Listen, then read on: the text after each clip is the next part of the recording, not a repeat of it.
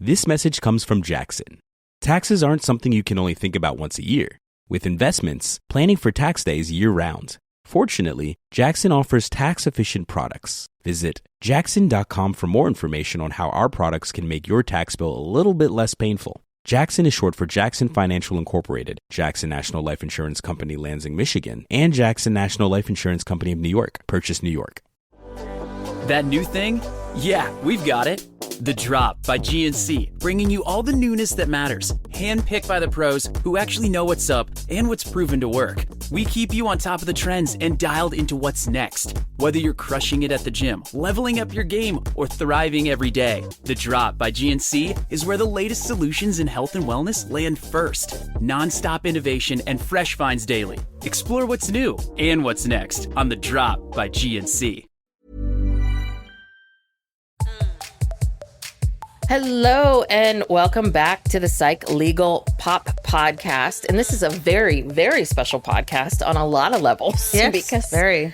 Now, one is because we're on the road. We are recording this in our hotel room in Los Angeles.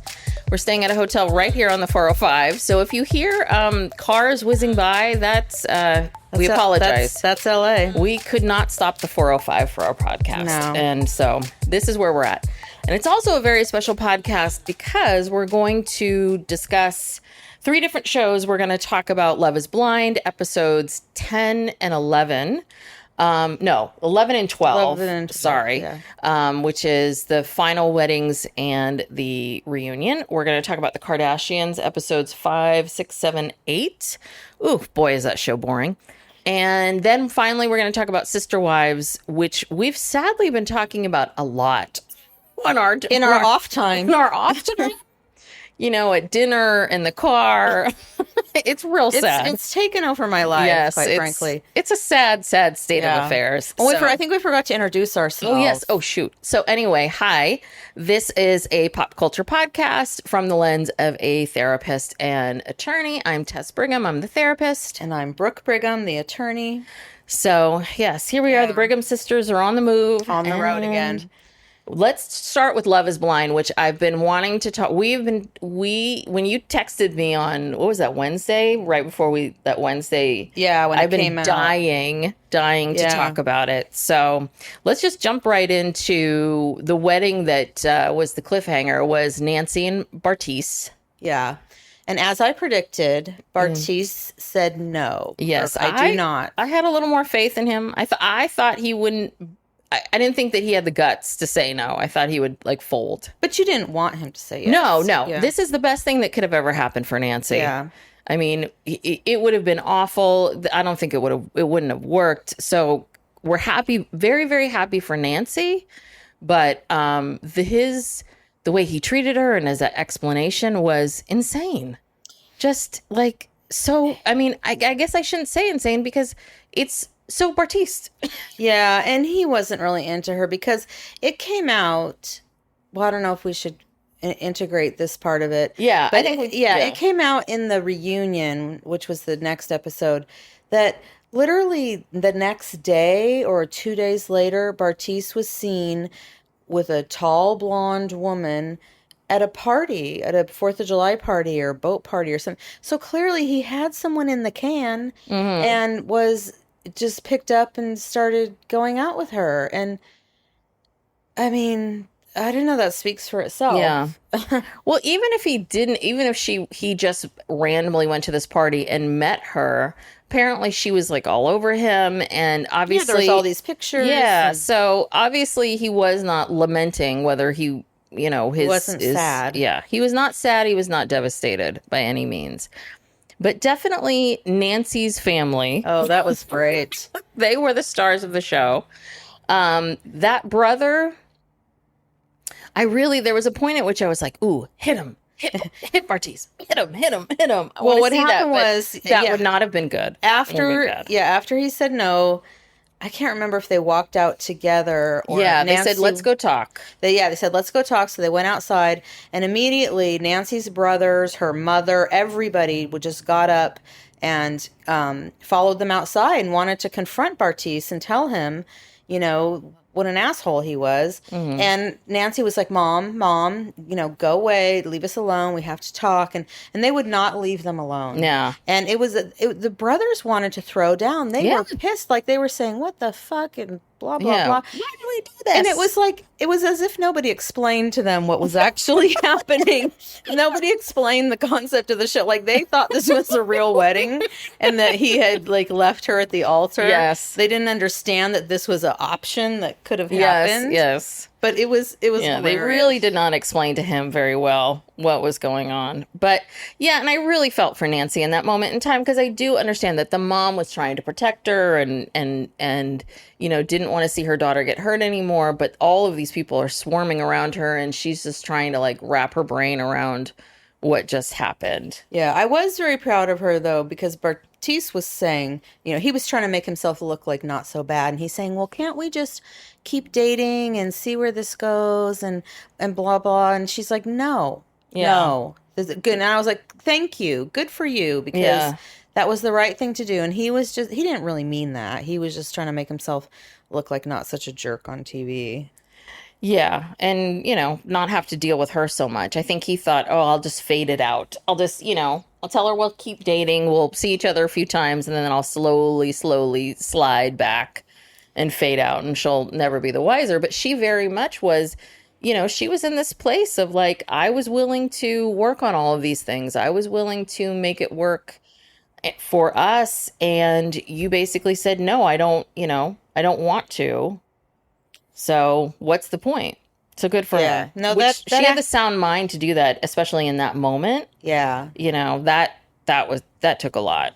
Yeah, she really held it together. I mean, that just shows she's a very strong person, and she deserves so much better. Yeah, no, I'm glad that turned out the way that it did. Yeah. So Nancy, go find someone who's like 35, 34, 35. Someone also ready who's to settle down. Who's ready to settle down. Someone who is smart and intelligent like you and emotionally intelligent. That's the kind of person you want to be. Someone who's very successful. Someone who's pro-choice. Yes, that might be good too. Like, Bartise doesn't know what he is. You know what he is? He's pro Bartise. He's not pro choice. He's not pro life. He's pro himself. So wow. Anyway, that's those two. And then in the reunion portion, I mean, I think we can just kind of combine them, right? So there was nothing much more. She did sort of, she was not going to let him get away with it during the reunion. She really held her feet, his feet to the fire about the girl and all of that. Like, no, come on, own that. Say this, Yeah, he was pretty quiet during the reunion, Yes, he honestly. was. He didn't say much, and I don't think he wanted to. I think he was just trying to get through it. He didn't really want to talk about any of that. So, yes. All right. So who was the next wedding after that? was it Alexa? Was it Alexa and Brendan? Yeah, I think they maybe wanted to sandwich something good in between all of the chaos. So yeah, I don't even remember who was Cole and Zenab the last? Or no, was it Colleen and Matt. Colleen and Matt. I think they wanted to end on a high note. So maybe, yeah, I don't know. Let's just talk about Alexis and Brendan, get them out of the way because there's really not much to say. They both said yes. They're very happy. They're very happy. They have yet to have a single problem. No. But she said that on the reunion. They did. So life was great. And then they moved in together. And then she said, oh, this is different. Mm-hmm. Right. Which is normal. You're going to have growing, pains when you move in with someone new.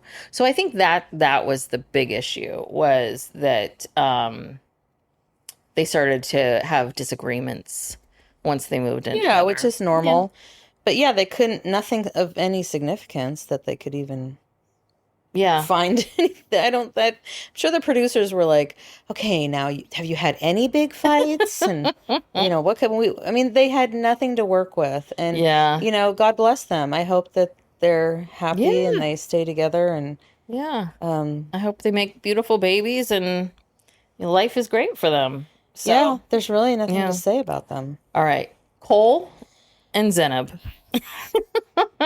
Now, I've heard a lot of different, because I was listening to Reality Gaze talk about their perception of Zenab and Cole, and So I'm very curious to hear what you have to say about this whole thing, because everybody has different theories about Yeah. what really happened and how authentic was, that speech. Was that on the fly or rehearsed or what? Yeah, well, Jake and Matt, they like Cole more than I do. Mm-hmm. And they see his side a lot more than I do. I think, honestly, I think Cole and Zenab are probably the worst matched couple ever. And they both contributed towards this. Yes, yes. Again, Zenab has real problems with a lot of different things. She seems to have a lot of insecurities, a lot of, problems with intimacy and trauma from her childhood. And yeah, she was kind of, naggy and nitpicky. And I do think she took things the wrong way. But on the other hand, Cole, really, the way he communicated to her, he really had no clue that the things that he was saying to her possibly could be taken to be critical and hurtful. Basically, she felt everything he did was critical, and he felt everything she did was critical. Yes, that's when a it good way comes of putting right down it. to it. And the way that she dressed him down, in that, she gets up to the altar, and she has to, give her answer. And she basically says, you disrespected me. You were critical of me. You shattered my self-esteem. And it was very, very harsh. And then I kind of started to feel bad for him. Mm-hmm. And then at the reunion, especially, he was sobbing. Yes. I really felt badly for him. Yeah.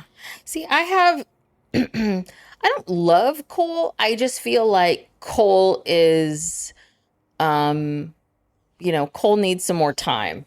Cole needs more time to focus on working on how to improve Cole, because I do think I absolutely agree with you about their dynamic and their relationship. And Cole, she does have a lot of, insecurities and intimacy issues and vulnerabilities. And I don't think that means that she isn't ready to be in a relationship per se. I think that she needs to find a partner who is got a lot of emotional intelligence and who can say, hey, what's going on here? And, oh, you know what I mean? Like, just that her partner needs to have more awareness and be able to say, hey, don't, I'm here. Don't worry. Or, I'm not going to abandon you. And, she needs to have someone where she can really express these feelings to and feel like, okay, they'll be heard and they'll be seen. And I think that the farther along they got, the more she was just like, I can't show him anything. I can't express anything to him.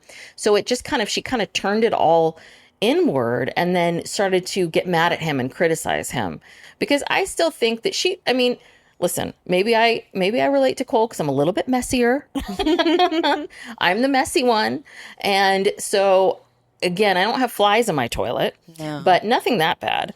But I will say that, if I just moved in with someone and I accidentally put something on the floor and they're like, are you going to pick that up? What are you going to do? What are you, it's like, whoa, okay. It was intense. They both have intense energy. Yes. And his energy, I can see it's too childlike for her. Yes, too childlike. He's too playful, and it's like all the jokiness and she even said that in one of the episodes early on, something about how she never knows if he's joking or serious, and their energies just don't match. And I think that in the pods, both of them thought, oh, this is what I need. Right. I need more of like this kind of person. Opposite. They're looking for the opposite. And I think that, once they got off into quote unquote real life, I think it was just like, oh no, this is way too opposite. This is way too far.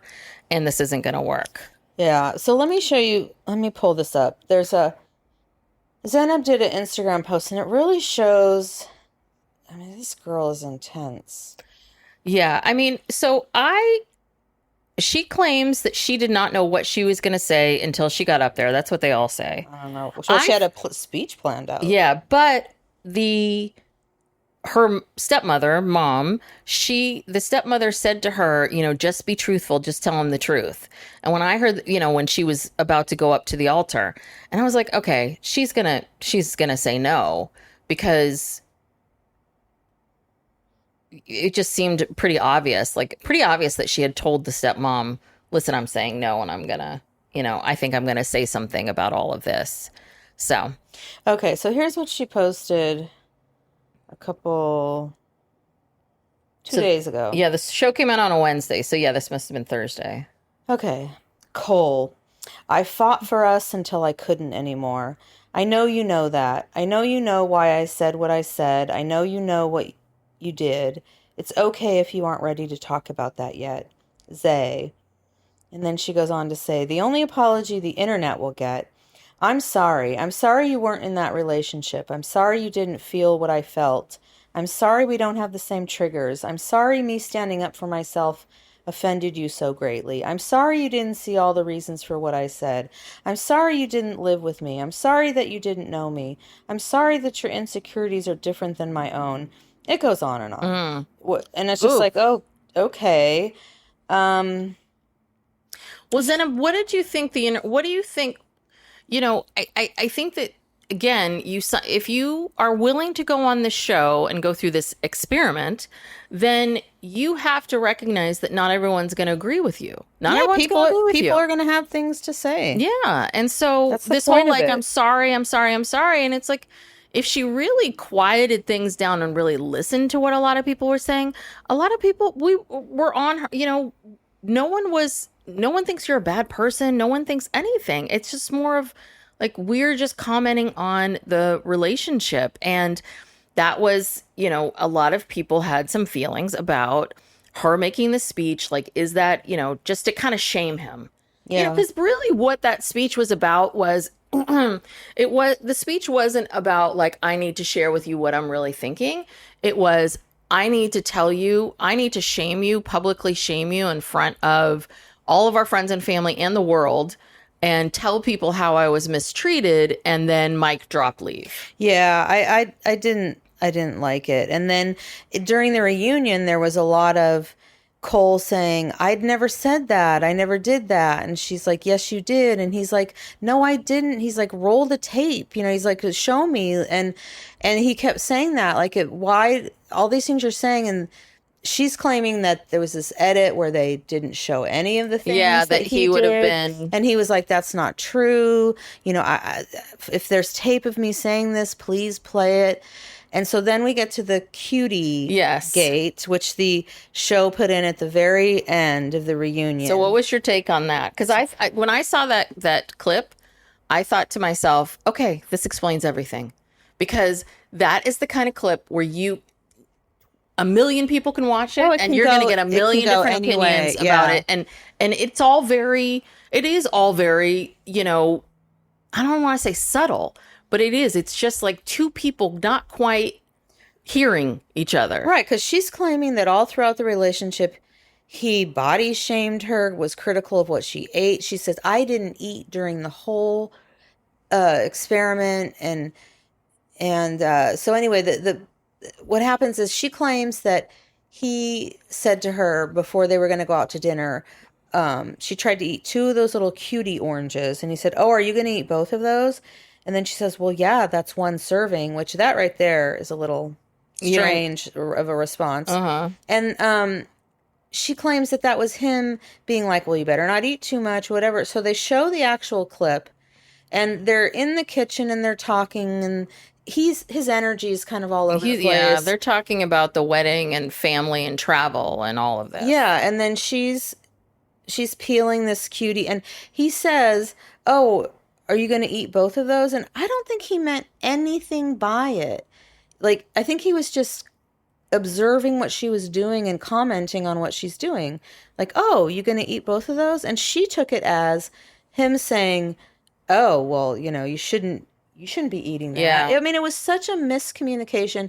She interpreted it wrongly, and then because he then just kept talking, and Yeah, he was also eating the cuties. right, they were both eating. They were both like, she was peeling them, they were both eating them. He was kind of like, "Oh, are you gonna, oh yeah." And when he made this gesture of like, "Oh, big meal," like I think she interpreted that as maybe him saying, commenting on her body. And I think that was a lot of what went wrong, right? Which is, I think that Cole would comment on, "Oh, Colleen's really pretty, and yeah, she's a dancer, she's got a great body." And what Zenab heard was, "You, Zenab, don't have a good body. You, Zenab, are, not as pretty as Colleen. Right. You shouldn't be eating so much. Yeah, maybe your body would be better." Yes, that's all of what she heard, and that's not what he said.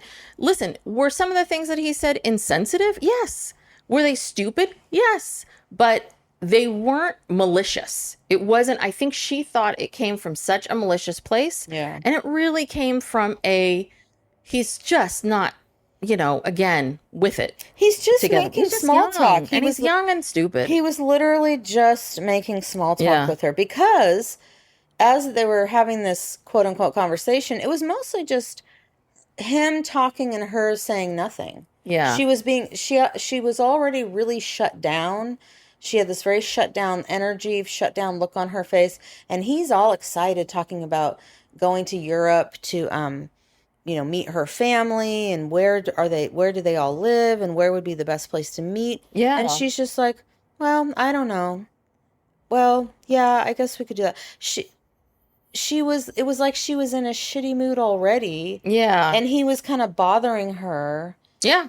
By talking so much. Yeah, yeah. It was kind of like your child, like, right, and you're like, just like, yeah.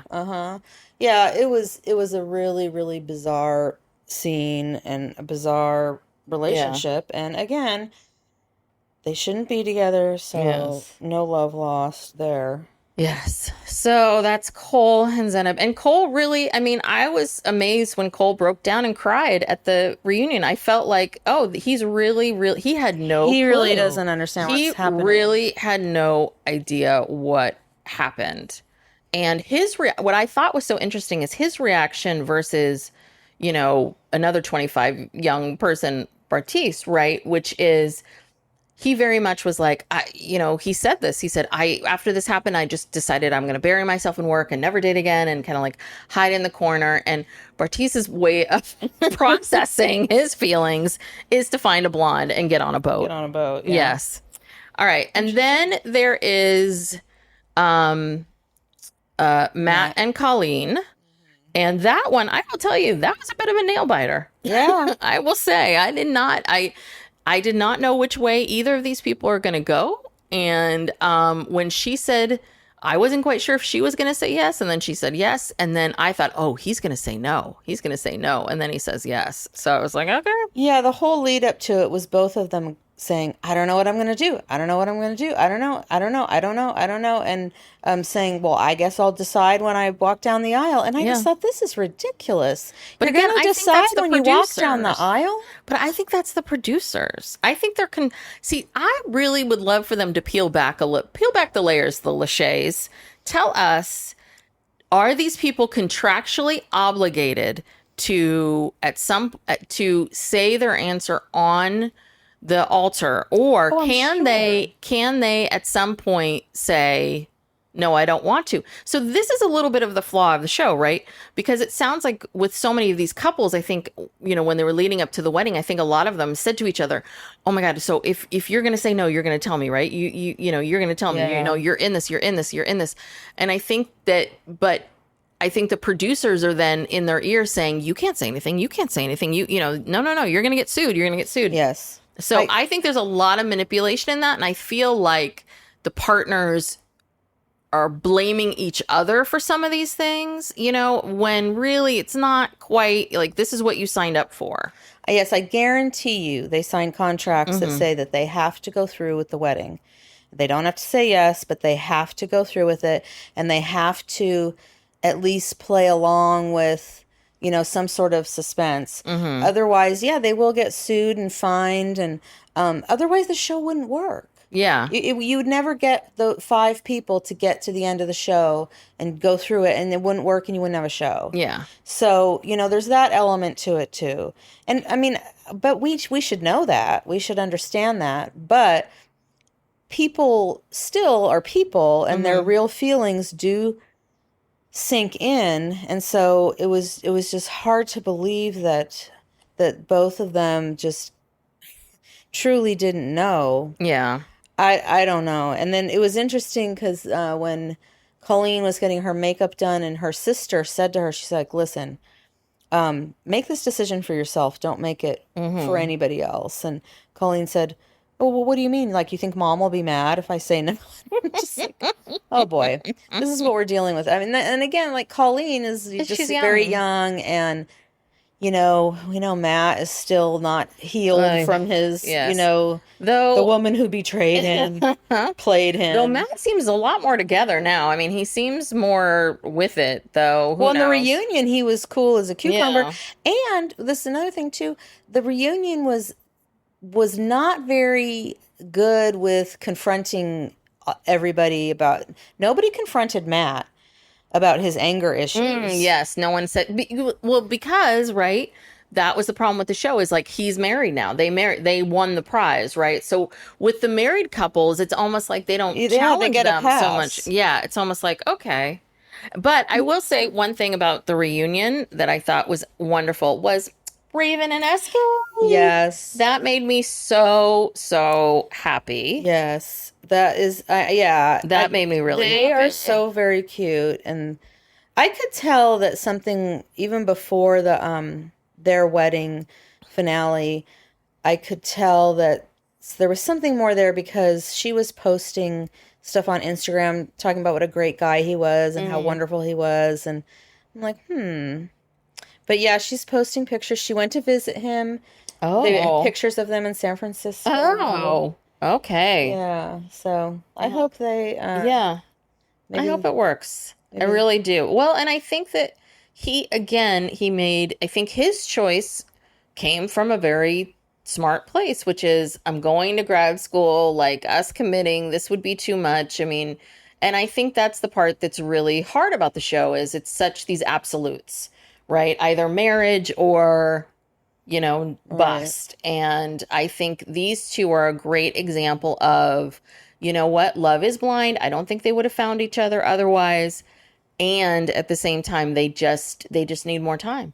Well, yeah. And she was mature enough to not be freaked out about what he did, and be able to say, okay, well, I really do like this guy. I want to spend more time with him. So let's just go forward, where a lot of women would have been like, well, F you then, yeah. So I'm happy for them. Yes, I am. They're so cute. So maybe we'll see them.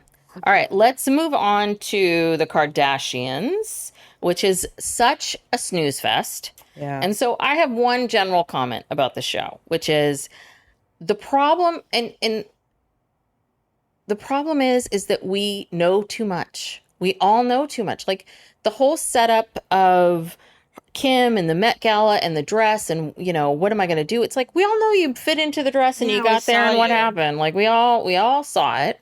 We were all there.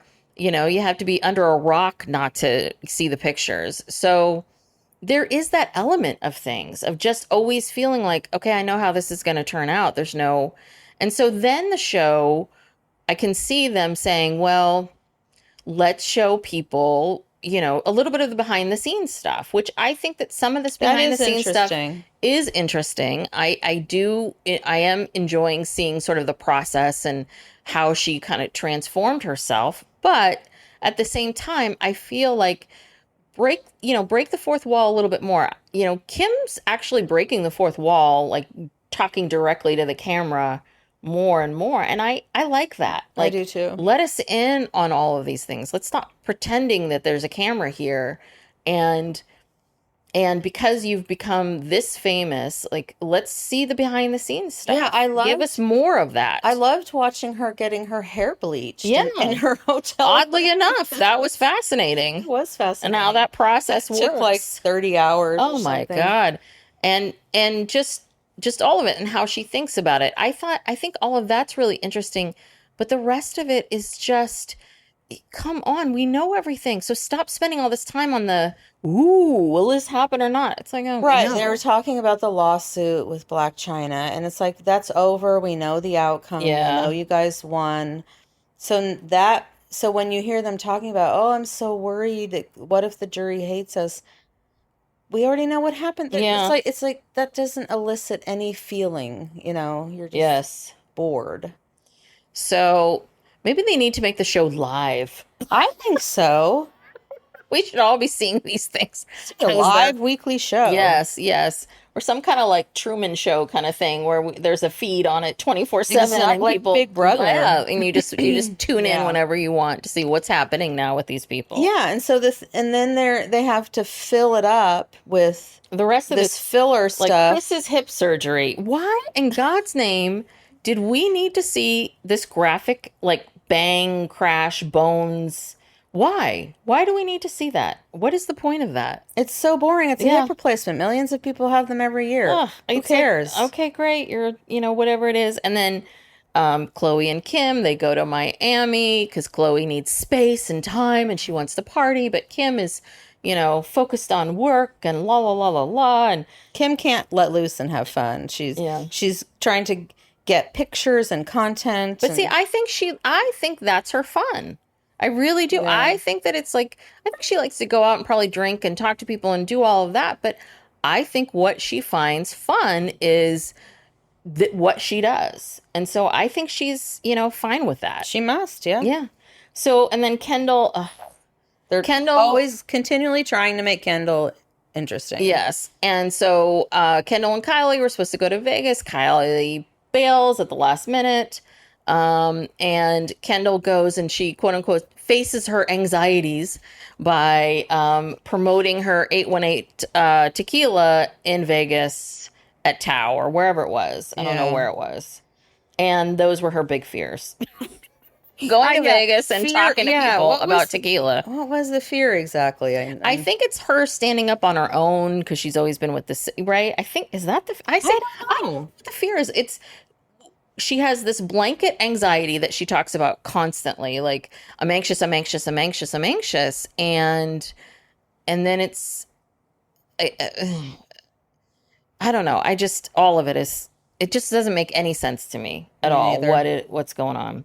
So then, hold on, I'm just trying to go through and then let's see. Oh, then the show gets super meta, super meta episode 6.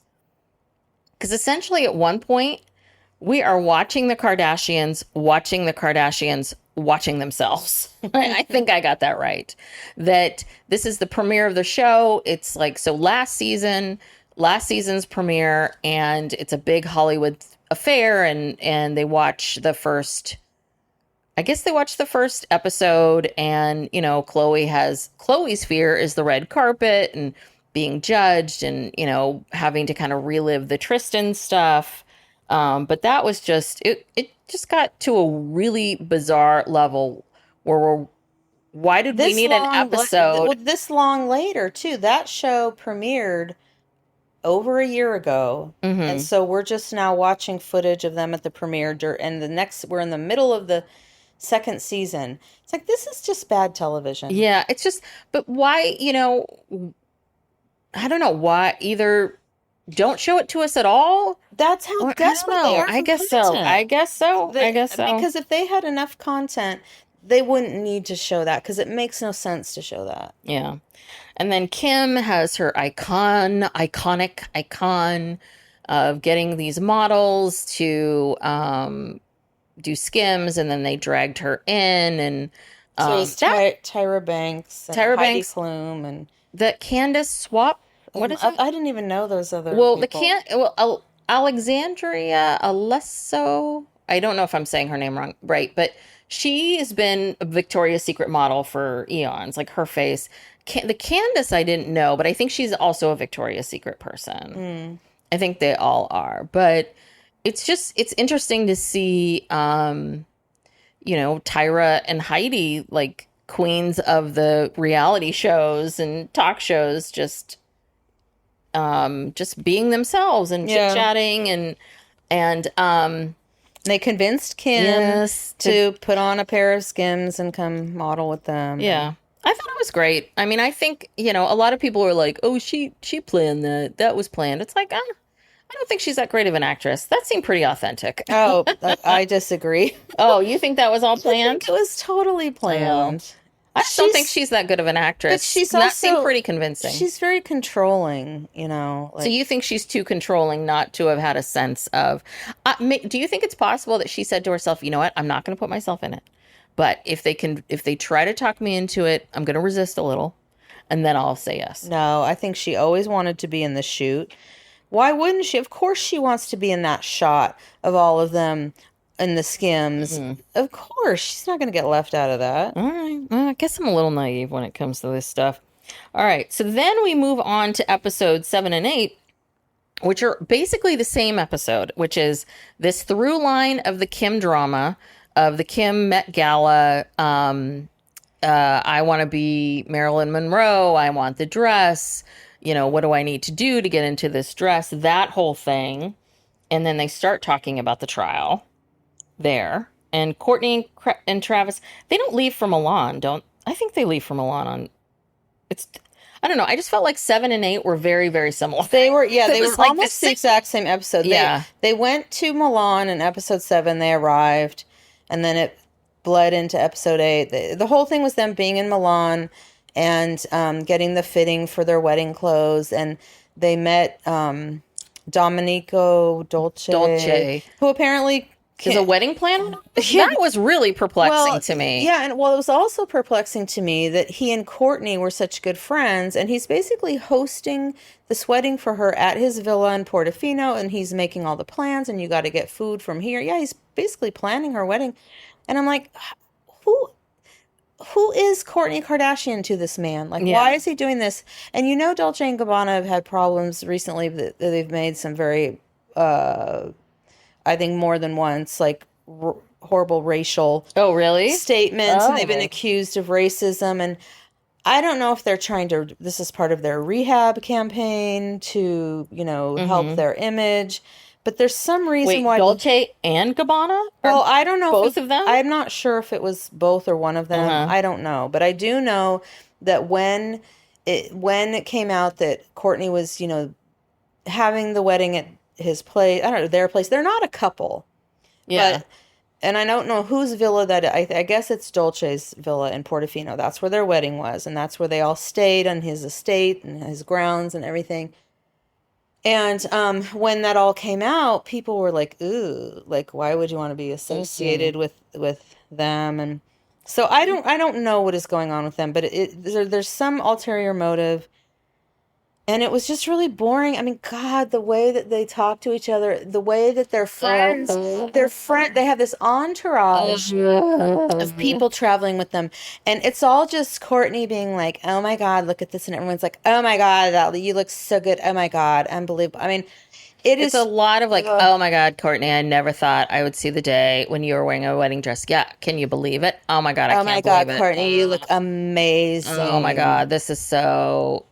And it's just a lot of like, babe, can we have a cappuccino? I really need a cappuccino, babe. I'm a vegan. Cappuccino, vegan. Every meal is about Travis being a vegan. And she's like, they can make anything on the menu for you vegan. And vegan. Then she's ordering for him. Oh, it's I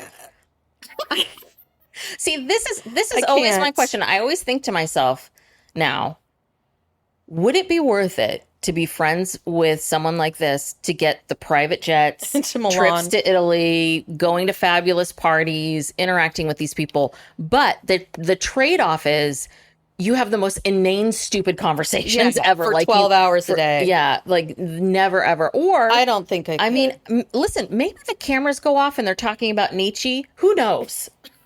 Wow. But I don't think so. Like, I just feel like... And I think that's the other part of it too, is that, these aren't deep thinkers. Oh, I was just thinking to myself, I don't think I've ever heard Travis Barker speak a complete sentence. I don't think I've ever heard him. he doesn't even talk. He doesn't talk. He doesn't talk about his family. He does not talk. He literally sits next to Courtney and goes, yeah, yeah, yeah, babe. Oh my God, babe, give me a kiss. He doesn't speak about anything. So, I mean, he's a musician. He's a very, very talented musician. So I feel like there's got to be more there, right? Yeah, how did he get to that station in life without having... Well, I don't know. Maybe it doesn't take anything. If you have a talent like that and you have a good manager, maybe it doesn't. But literally, I don't know. we've I never feel met like her talk. She talks so much about how he's such a good father and a family man and whatever. But he doesn't speak to his kids or speak about his kids. Or we had one scene with them having this family dinner where nobody really talked about it. Nobody talks about anything. It's just kind of like, yeah. Yeah. Yeah. Yeah. Yes. Yes. Well, I don't know. I like to maintain, because my son drums on and off, but I think it does take a certain amount of talent. I mean, because I'm not saying he doesn't have talent. but you know what? A lot of drumming, what I've noticed, is about math and that timing. I mean, listen, maybe he just has this natural like, I do feel like there's something more there. It's just either he's not going to show it to us, or the show's not going to show it to us, or he just never speaks. Like, maybe he has a whole rich world in his head that he's not sharing with us. But yeah, the two of them, I find them so grating. Like, every time that it flashed like back to Italy, I'm like, oh God, we're back here with these people. Yeah, we get it. Get the guy a cappuccino already. Jesus Christ. And that's the thing. We've already seen her wedding dress. We've already seen the wedding. So none of this is interesting. It's no surprise.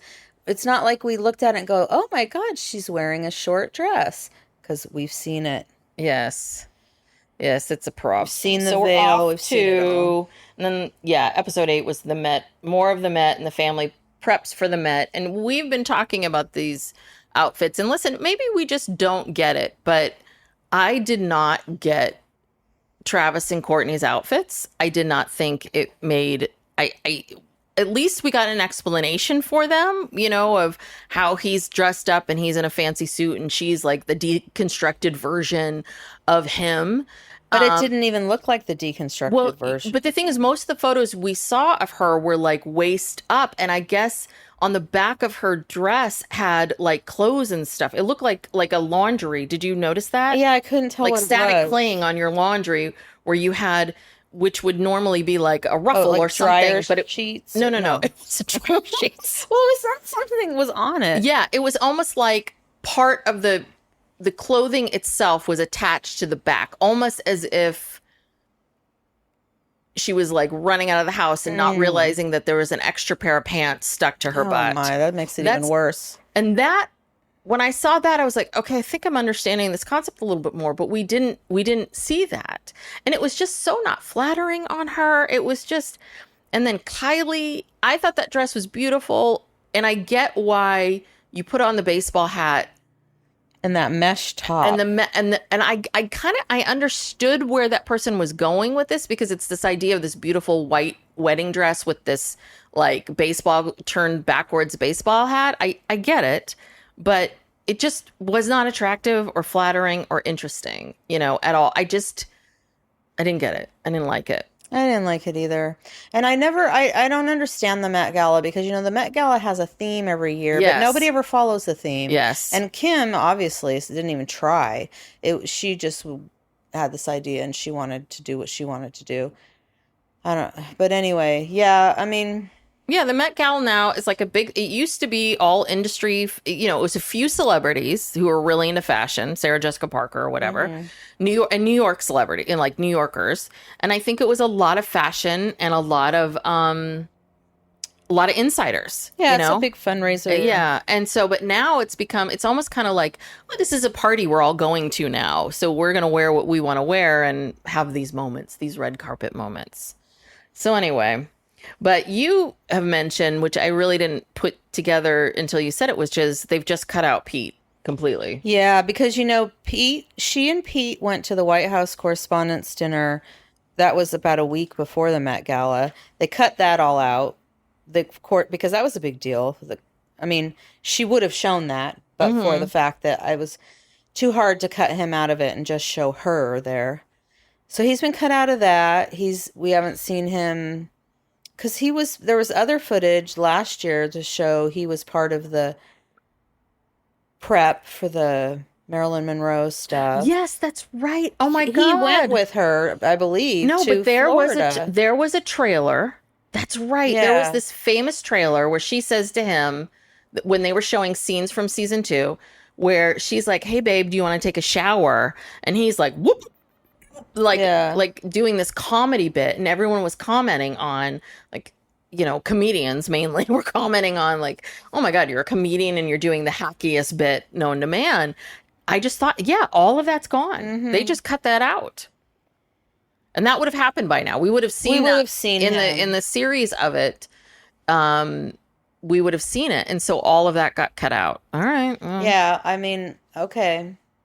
Again, it's like we've all seen this, so you're not fooling anybody. Why not just show what happened? Yeah. Just show what happened. So like, show us everything. Show us the stuff that we want to see. be authentic. Yeah. Well, but it's also kind of like we've seen all of this, and so just show us new shit. God damn it. Yeah. So we can podcast about it. All right. So let's talk about Sister Wives. Yeah, this show has taken over my life. Oh my God, the Sister Wives. Oh, Cody. My God. And you know what we were talking about, because we were catching up before we started recording. We're like, well, we need to, let's make sure we know what we're talking about based on our last conversation. And what's the problem is that you only have to focus on what Christine's saying, what else other actions are happening. Because if you followed Cody, he's been saying the same 5 things since episode 1. You know, Cody's mad. Cody's mad. Cody's mad. Cody's mad. Cody's you know, he's it's me, all about me. Why is this happening to me? How can you do this to me? Me. And he's just, and so he's just angry. He's taking it out on his children. I mean, you couldn't possibly deal with it worse. Yeah. Yeah. And what I love is just how much he's like, where did this come from? Right. Just all of a sudden, all my stuff's in the how did I get here? It's like, Cody, we've all been watching the show. Right. Like, and this is your life. You have no sense. So this man is his ego is so big that he believes that if he turns to a woman and says, yeah, I'm not really attracted to you, I'm not going to have sex with you anymore, we're not going to have an intimate relationship, peace out, that he is so shocked that she's going to turn around and go, okay, well, I'm leaving. Yeah. Like, what did you think? Well, and also, too, the fact that it is documented. Mm-hmm. You know, he can't get away from all of these clips, season after season after season after season, of Christine saying, I'm unhappy, her continuing to stay, continuing to try. And now here we are, he's like, well, why didn't you tell me? Why can't we go to counseling? Why? I mean, that just makes my head want to explode. Yeah. Unreal. Yeah. So I think we started off where telling Truly, the whole Truly thing, and apparently, but you didn't think that Truly thing was authentic. You said that you thought, or was it you or someone else? See, it's all these opinions are blending in about how you think that maybe she just told Truly and then came up with that story. Yeah, well, yeah, Christine claims she was talking on the phone to her older daughter, and they were talking about how I can't wait till you move, and I'm so excited. And Christine says, yeah, I can't wait till we move. And she said she turns around and there's Truly. Mm-hmm. And so she had to tell her. I don't know if I believe that. I think it was just that Cody was dragging it out. Yeah, probably. She kept telling him, we need to tell Truly, and he didn't want to do it. And he drug it out. So I think she just told her. And then there was a scene where she was talking to Truly about how she felt about it.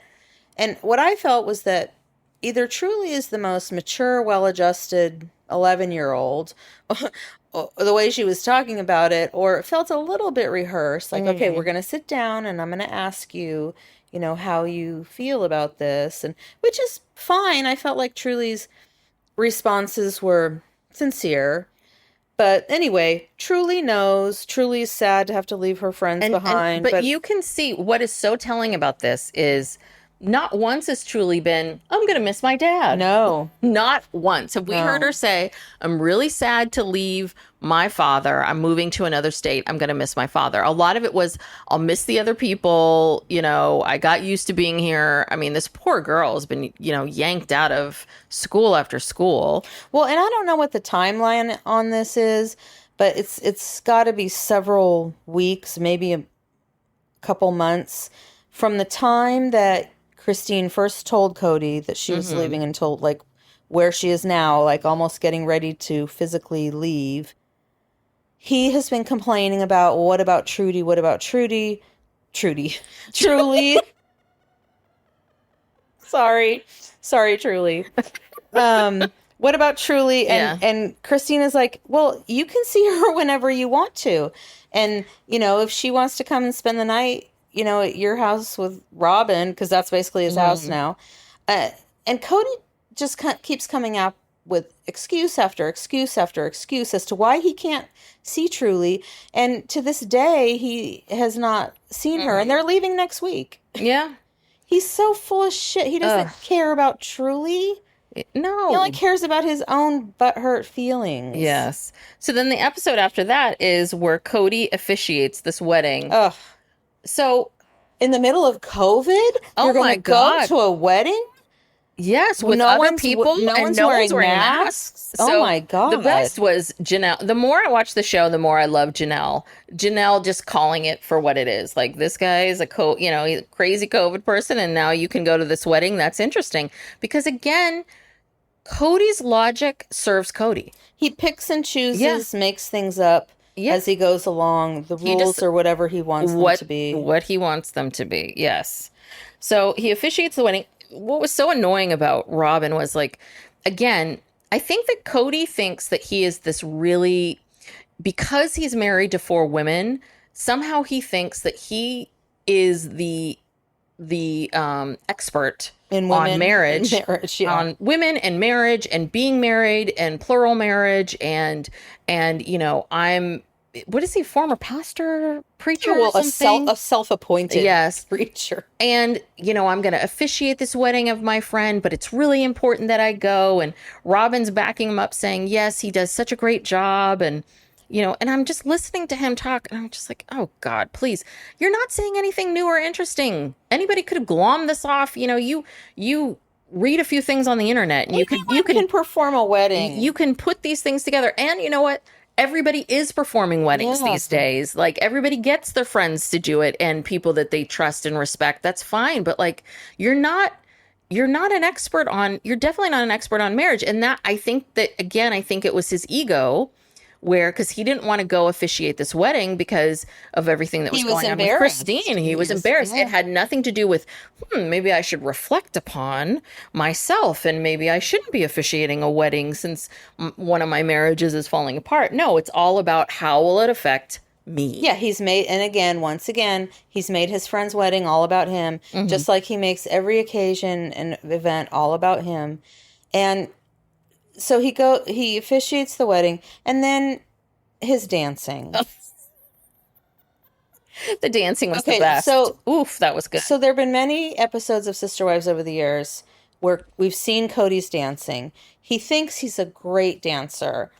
I wouldn't call it dancing. He's just sort of like, it almost looks like some Russian Cossack sort of dance combined with jumping up and down, and he's maniacal. He's just, no one else is dancing. Everyone else is just standing around watching him go crazy on the dance floor. And he's just doing these crazy, wild, and just so into himself while he's dancing. Like, I think I got to go back and watch some old episodes, see if I can watch him dancing some more. Because that dancing, I was like, oof, that's like, a happy pill. I was just dying. I was like, this is the best thing I've ever seen. He was really letting off some steam. You know what it is? The dancing, it reminds me of when they show those clips of his life in Vegas when they were in the cul-de-sac and he's running from house to house to house to house. It's like, why are you running? Why are you running? Yeah. Why are you running? You don't need to run. Just walk across the street. Like as if each house is on fire and he has to figure this out. But I think it's that maniacal, like, watch me. I'm, and busy people. This is one of the things. People that are super, super busy, they drive me crazy. Because it's almost this feeling of, I'm so busy and I'm going to move fast and do this and do that and get out of my way because I'm so busy. It's like, we're all busy. Yeah, well, yeah, it's a way of showing people how important you are. Yes, that's a good way of saying it. So now we're moving on to, now Cody, there's a series of conversations where, they're recording it themselves on the porch and in their house. And it's the same conversation. It's the same one. What Christine has done, I'm convinced Christine went to a therapist and made a plan. Yes. An escape plan of, how you're going to handle this, because she does it so methodically. And so what she does is each week she drops a little bit more information and then a little bit more, some digestible, hope someone can hopefully digestible things. And she doesn't just throw it at them all at once. So every week we see her drop a little bit more. And I think, is this the week she drops something about? Well, about selling the house and the custody agreement. Well, he brings up custody. I mean, she told him from the beginning, I'm moving to Utah with Truly. So that's no secret. So then he brings up this idea, well, we have to have a custody agreement. And she says, well, why? And he says the most untrue thing, saying something like, well, if we don't have it and you move to Utah, then, the state of Utah becomes the parent of Trudy and takes custody of Trudy. Oh my God. I'm so sorry. Truly. I love that name, Truly, I have to say. I do like the name. Anyway, he says this, I don't know what, to scare her, to stall, to just exert some power. And she's just looking at him like, really? Is that really necessary? Of course, I think she already knows it's not. Because I'm sure she's consulted with a lawyer also. And so what is the law? They're not married. And part of it, too, is you were talking about this, about is he on the birth certificates? Yeah, see, I've heard, on the interwebs, about the Mormon culture and polygamous culture, is that a lot of times these fathers will not be on the birth certificates of all of the children. They might be on the birth certificates of the children of the wife that they are legally married to, because there's not a problem with that. And that's actually the law. If you're married to someone, you're presumed to be the father, and they put you on the birth certificate. But the polygamists, because they're afraid of being prosecuted for, I guess in Utah they have these cohabitating statutes, or they did. I think they don't anymore. But if they could prove you were cohabitating, you could go to jail. And so to help them, they would just not put the father's name on all the birth certificates. So we don't know if he's on Truly's birth certificate or not. But regardless, even if he was, he would have to go to court in wherever state Truly was living in, and if they moved to Utah within the next, month or so, he would have to go to court in Utah. He would have to establish parental rights. He would have to ask for custody, visitation, all that kind of stuff. And a court is going to do what's in the best interest of the child. And in this case, obviously, they're not going to give him 50-50 custody or anything like that. He'd be entitled to reasonable visitation. But, he doesn't care about the custody. This is just, again, like more, he wants control. This is all about control and ego, and he doesn't want one of his kids being taken away from him, because his kids are like his possessions to him. Because he's such a wonderful father. Yeah, and so this custody thing is just a ruse. It's so dumb, and it's never going to go anywhere. And also, Cody Brown would never go into court, because in court, someone tells you what to do. Yes. A judge tells you, no, this is how it's going to go. This is the law. And, there's people like that who they can't stand to be told what to do, and so therefore they don't get involved with authority figures who actually have the ability to tell them what to do. So he will never go to court. Yeah. Well, and also, I love how he uses her moving to Utah as this affront to him. Like, she's moving to Utah, a state that hates me. Yes, the entire state of Utah hates you, Cody. This entire state hates you. And it's because an entire state and population of people are thinking about you and your problems in your life. And so, yeah, he's not. I mean, listen, this guy won't go over there because of, he won't go over to the house for 20 minutes to see Truly half the time. Like, you think he's going to pack up his stuff and go to this state that hates him and go to court? No, none of this is. So she's obviously, she went to an attorney. Christine went to an attorney. She went to a therapist, and she got a prescription for Xanax or something.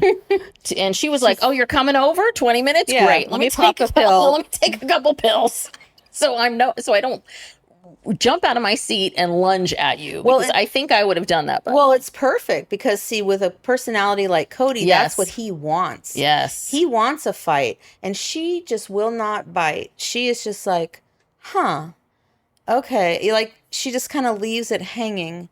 And then she'll wait for their next meeting. Yeah. And then she will, again, she says what she's going to say.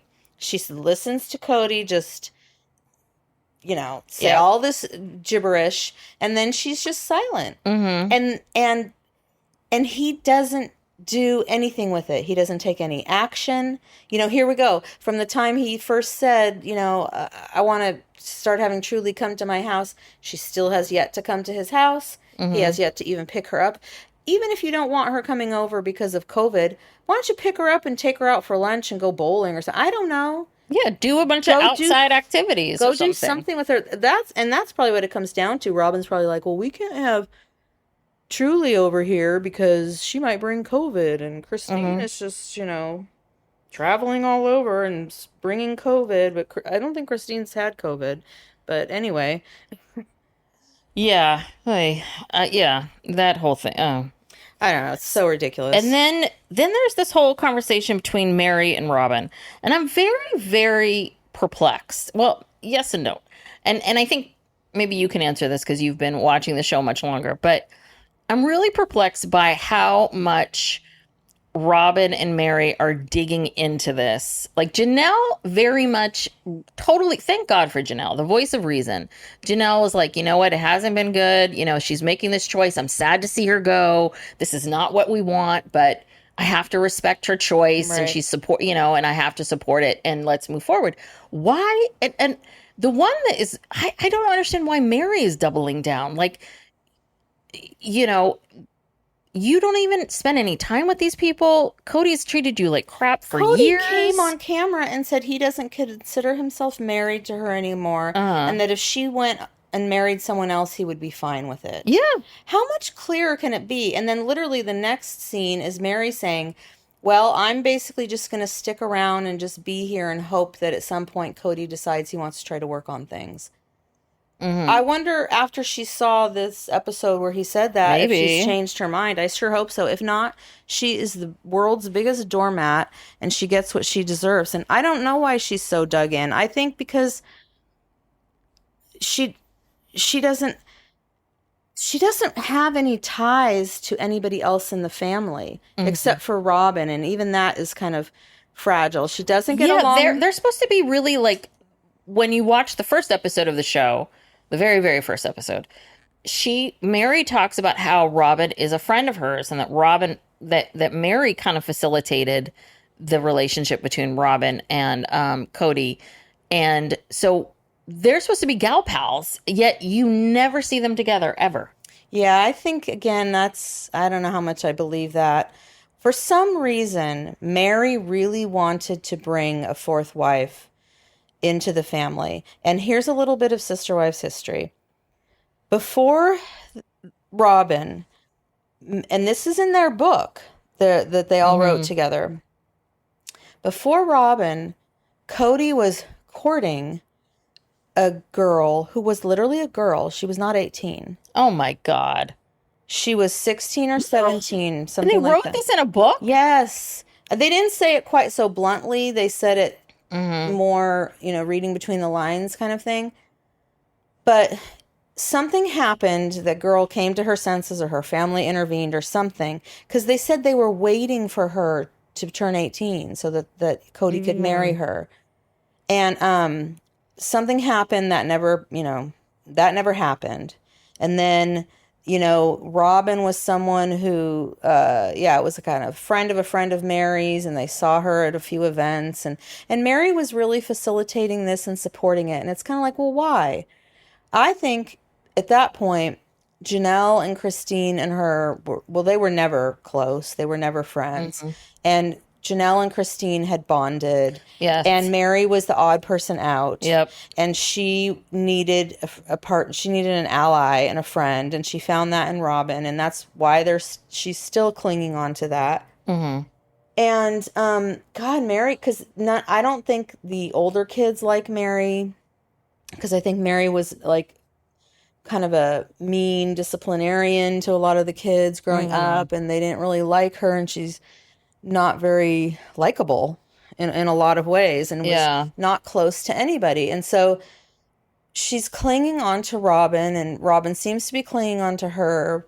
Why, I don't know. But Mary just doesn't have any connection to this family, really. And so she's willing to just wait around and see if it works out. I think the thing that they're not talking about, right, is, and this is why I'm like, there's two levels to this, right? There's this weird level of, we've got to stick it out. We're a family. And then there's I wonder if this conversation between Mary and Robin is really, she's leaving the show. She's leaving our family, therefore the show, therefore our, paycheck, therefore, because everything's so tied to this, right? Like, they're buying LuLaRoe from you guys because you're sister wives, right? Like, they're buying that Plexus stuff because of your fame. And so is that the issue? Is that the problem? Yes. That really, truly, you're mad that she is possibly interrupting this paycheck. Oh yeah, I think that's a huge part of it, because I think they see the writing on the wall. Yeah, if there's no show, if it doesn't make sense to continue with the show, then the show's going to end, their paycheck is going to end. Pretty soon people won't know who they are, and they're not going to buy LuLaRoe from them or whatever. And they probably see people like Janelle and Christine. I predict that they get some sort of a spin-off. Christine dating in Utah. Yeah, just I'd like to see that. They have adult children who are interesting on camera, and none of Robin's kids are interesting. We don't even see them. Yeah, really, I don't even know any of those kids. And I don't, Mary's child, Leon, I don't know what their perspective is, but they haven't been on the show in a very long time. Yeah. So, but that whole back and forth with Robin and Mary, I'm just like, why are these two? Is it really just about the show? Are you guys really? Oh no, they're so mad. They're so mad at Crazy. And they're just as mad as Cody. And then they have that scene when Christine and Janelle show up, and Robin goes off on Christine, basically calls her a liar, and it was all because Robin misunderstood something that was said. And it was this huge thing, and then she finally had to admit that, I don't know where I got that idea. I don't know why I thought she said that, but Cody records these thoughts and then plays them in the middle of the night for Robin, and she's unconsciously taking in all of Cody's craziness. Doesn't even need it, like a Manchurian candidate kind of thing. Oh yeah, before they got together, Cody was like, "Okay, you need to make these points on my behalf. You need to bring these things up." And Robin has an assignment, and she's not very bright, and so she can't really carry it out. Yeah. Well, and then finally at the end, we see Isabel go off to college, and they pack themselves up and they go across the country, and it sounds, they're really happy and it's exciting. And then we end with the news that Christine's house is under contract, and she's leaving. Oh, but we didn't talk about this. The best was when she tells Cody, "I'm selling our bedroom." I'm selling our bedroom set. Bedroom set. I'm selling this bed. And I think the look on his face, he knew exactly what that meant. Yeah. That meant like, It's okay, over. it's over. And she, she doesn't want anything I ever touched Yep. near her. And good for her. I think that's a great thing for her to do. Sell the bed, Yep. start over, get a new haircut, dye your, do something, Christine. But that was the best. So they're all sitting in the back talking about the house is under contract, and it looks like she's moving next week. And they're all just, again, out on the porch with their chairs 2 to 3 feet apart. Yeah, sort of, maybe 6 feet apart.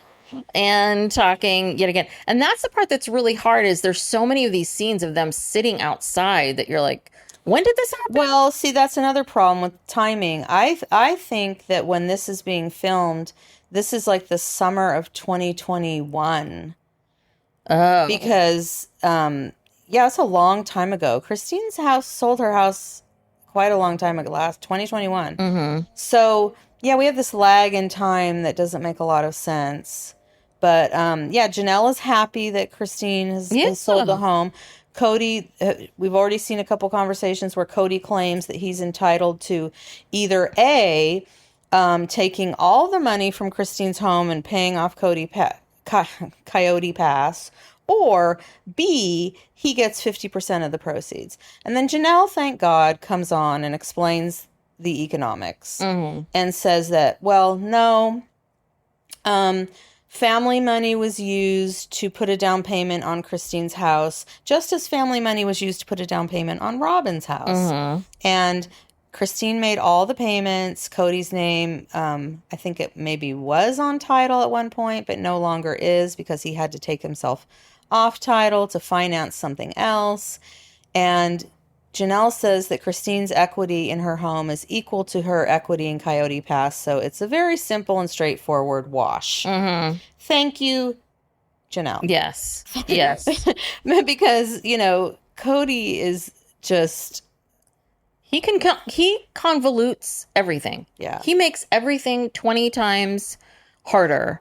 And yeah, I think he's one of these people that likes the conflict. He likes this. He will tell you he hates it, but he loves it. Yeah. He loves to make life more complicated. He loves to do all of this. But yeah, I mean, God, I don't know what Christine's on that she's able to withstand all of this and just sit there. Even the Robin stuff, when Robin's accusing her of something, Christine's really calm and kind of like trying to piece it together and trying to figure it out. I mean, I would just want to just strangle these people. I really would. I mean, because he's just, no one's listening. Yeah, no one is listening. Christine has basically shot down all of their bullshit. Yeah. She's ready to go. And so in a last-ditch attempt to do something, we see they've been teasing this scene all season long, but it's coming next week, where Cody does his dramatic thing about, a knife in the kidneys. And, okay, his final exit. Yes. Hey, all right. Well, we've said a lot. That was a lot of updates. Thank you so much for tuning in. If you like this podcast, please subscribe and give us a 5-star review on iTunes, and tell a friend. If you tell just one friend and they tell one friend and then they tell one friend, we can spread across the world. Yeah, I think that's it. Yeah. Is there more? No, thanks for listening. Yeah. Thanks for hanging in with these shows. Hopefully we can make some of these painful shows just a little more exciting. I know. And after this last Kardashians, we got to get off this and we got to find something else. I think there's only a couple episodes left in the season. All right. Signing off. See you next week. All right. Bye.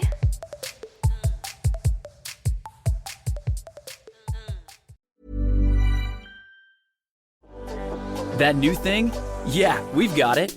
The Drop by GNC, bringing you all the newness that matters, handpicked by the pros who actually know what's up and what's proven to work. We keep you on top of the trends and dialed into what's next. Whether you're crushing it at the gym, leveling up your game, or thriving every day, The Drop by GNC is where the latest solutions in health and wellness land first. Non-stop innovation and fresh finds daily. Explore what's new and what's next on The Drop by GNC. The Bleacher Report app is your destination for sports. Right now, the NBA's heating up, March Madness is here, and MLB is almost back. Every day there's a new headline, a new highlight, a new moment you've got to see for yourself. That's why I stay locked in with the Bleacher Report app. For me, it's about staying connected to my sports. I can follow the teams I care about, get real-time scores, breaking news, and highlights all in one place. Download the Bleacher Report app today so you never miss a moment. I'm here on the job site with Dale, who's a framing contractor. Hey, good morning. Dale traded up to Geico Commercial Auto Insurance for all his business vehicles. We're here where he needs us most. Yep, they sure are. We make it easy for him to save on all his insurance needs, all in one place, with coverage that fits his business and bottom line. Oh, I shouldn't have looked down. It's all right. We're so far up here. Look at me. Take a deep breath. No, I'm good. So good. Get a commercial auto insurance quote today at geico.com and see how much you could save. It feels good to Geico.